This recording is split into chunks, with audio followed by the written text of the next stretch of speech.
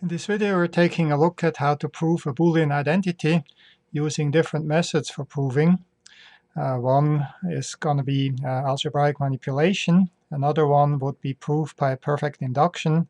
And the third one is a proof by using Venn diagrams. What we would like to show is that the logic equation that's written here, x ORed with y and then ended with x not ORed with c, that this is indeed equal to x ended with c and then ORed with x not ended with y. This is kind of a neat identity, and it's quite practical. The way we can go from left to right and vice versa is we group together those two terms, so the y and the x naught, so they become here the y and x naught, and then we have the z and the x, and on the other side they become the x ended with c.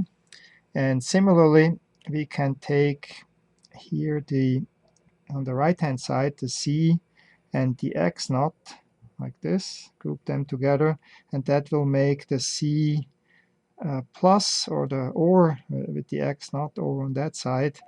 And then we can also take the y and the x here on the outside, and that is what makes the x or y on the left side.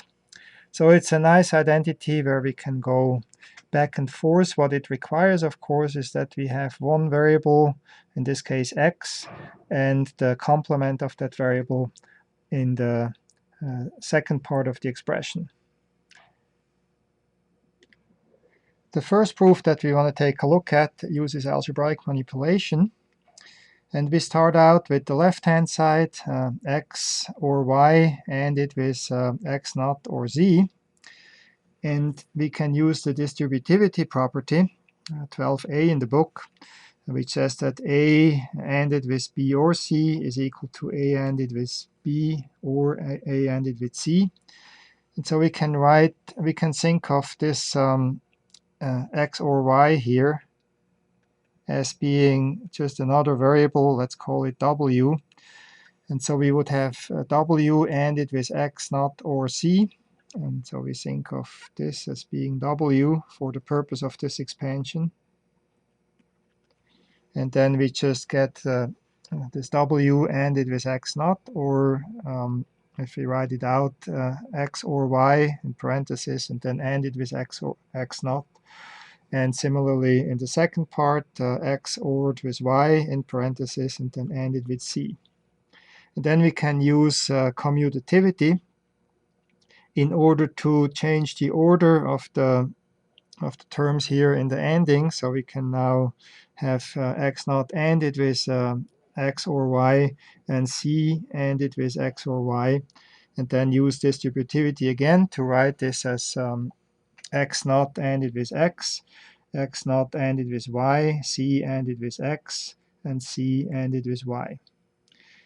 In general, of course, we do not go through all those steps in that much detail. We could just look at the equation here, and with the analogy to just regular algebra, we would say that we have x plus y times x naught plus c, and so we get x times x naught plus x times c plus y times x naught plus y times c, which is exactly the expression that we have been getting at this point here. Okay, and then we can realize now that x ended with x naught is equal to 0. And so we can drop that term, and we're left with x naught ended with y, and that ORed with x and ended with c, and y ended with c, and ORed with y ended with c.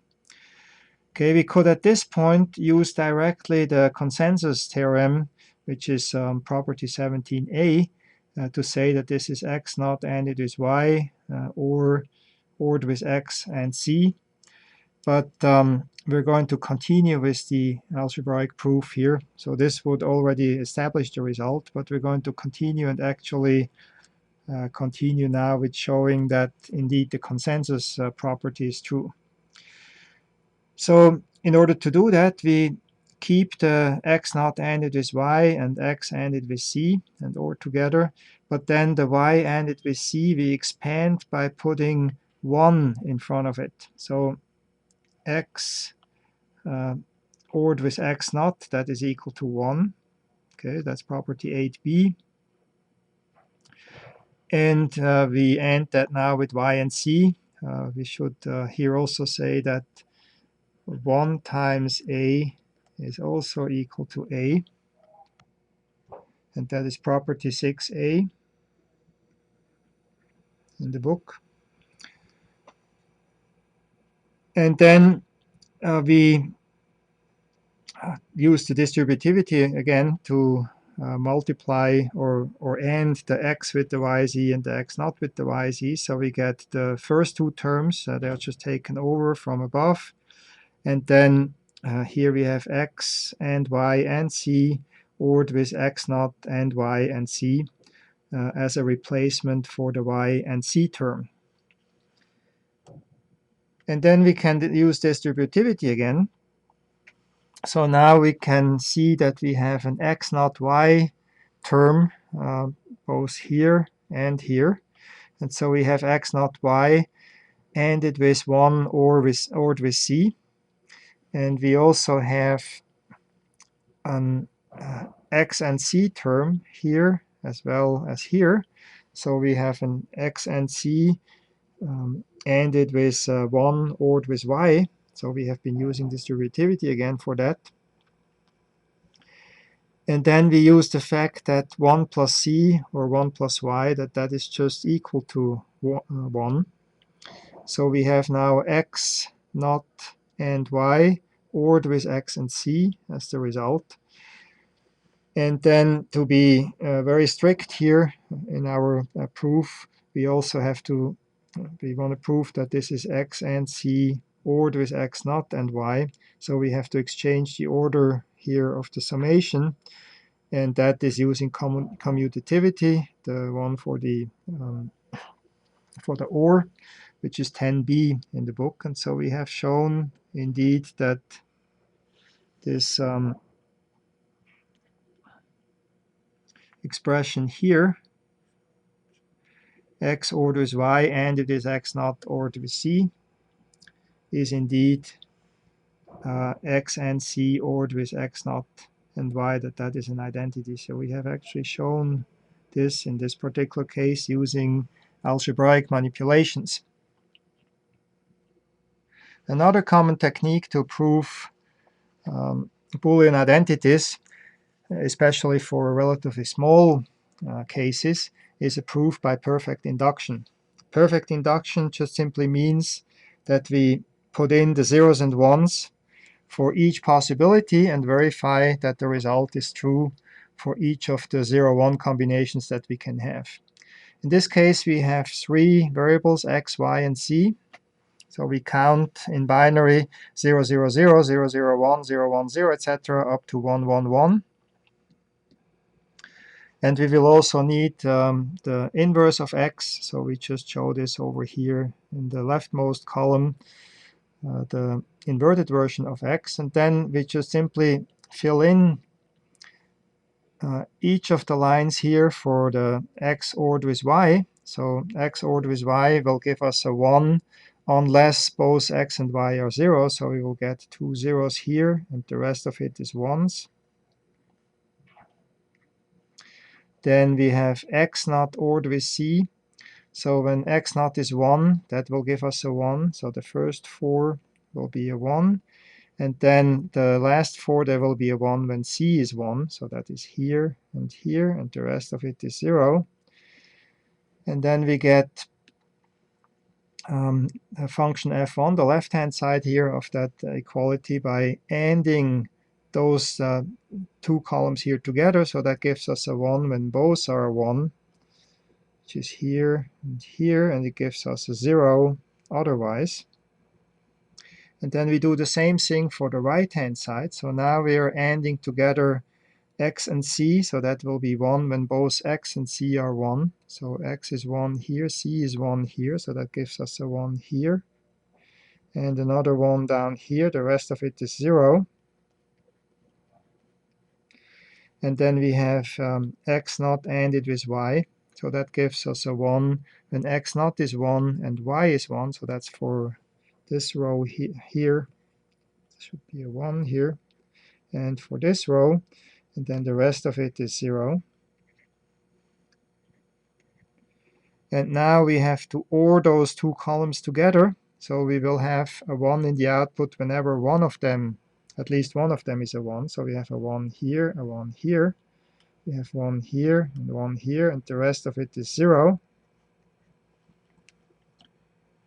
And if we compare now the f1 and the f2, the two sides of that equation, we see that we indeed have here f1 equal to f2, and that means that the Boolean identity is indeed true.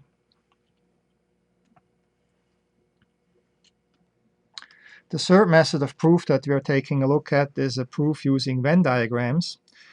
That is limited to a relatively small number of variables, ideally up to 3 variables. It's possible to do it for 4 as well, but it gets more complicated. But since this is an expression that just has 3 variables, x, y, and z, we can actually do this relatively easily here.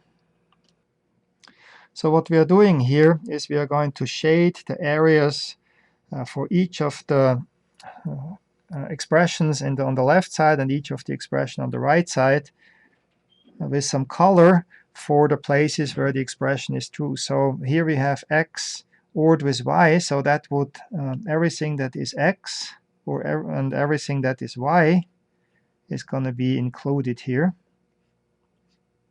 like this. And then over here, the y is also included. And of course, the overlap between x and y. And then if you have the x not ORed with c, okay, so everything outside of x and also whatever is in C, so some of the C overlaps here with X. So this part inside of X, which is covered by C, that is included here, but otherwise it's everything that's outside of X, like this. Okay, and also the part down here.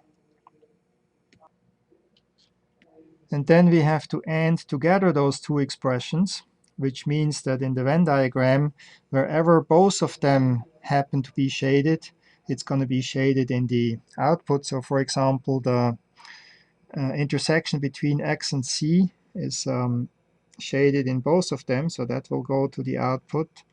And then also the intersection here between c and y occurs in both of them. So that part is also taken. And then the y itself is also taken except that part which overlaps with x. So we have y here like this, but not the part where it overlaps with x. So this is the result that corresponds to the left-hand side of the Boolean equation that we want to prove. And now we're moving to the right-hand side of the expression. Here we have to color the intersection between x and c. So that is this portion here. And then we also have to color in the next graph here, or the next Venn diagram, the x naught and y. So everything that's outside of x but is part of y needs to be covered here. So y is here. Okay, but we are not going inside the x portion, inside the portion where x and y overlap. And then the final result here for the right-hand side is the OR of those two. So wherever we have shaded it in those two Venn diagrams, that will go into the final diagram. So we have shaded this portion where x and c overlap, and we have shaded this portion here. like that. And we can see now that those two Venn diagrams, they are identical. And therefore, we have actually shown that this Boolean identity is true, this time graphically, by using Venn diagrams.